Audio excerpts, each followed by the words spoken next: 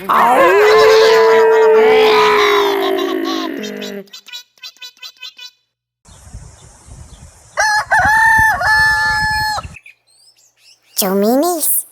het julle geweet hoenders lê eiers?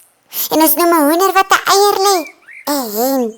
Die klein hoendertjie poendertjie wat dan uitbroei is 'n kuikentjie.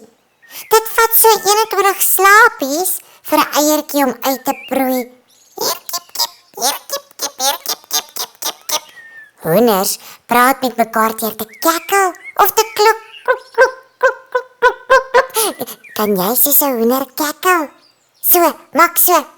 Kikkelike, kikkelike, kikkelike, kikkelike, kikkelike.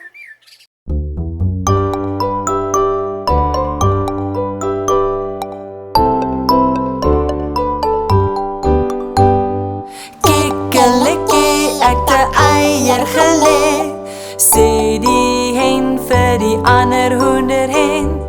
Kikkelike, ek te eier gelê, sê die hen vir die ander mamma hen. Broei dit uit, sal jy vind, die eier wat ek lê, word my kuikenkind. Kikkelike, ek te eier gelê, sê die hen vir die ander hoenderhen. Kikkelike, ek te eier gelê, sê die hen vir die ander mamma hen. Na 'n ruk breek die dop, dan begin mamma hen vir kos te skrop.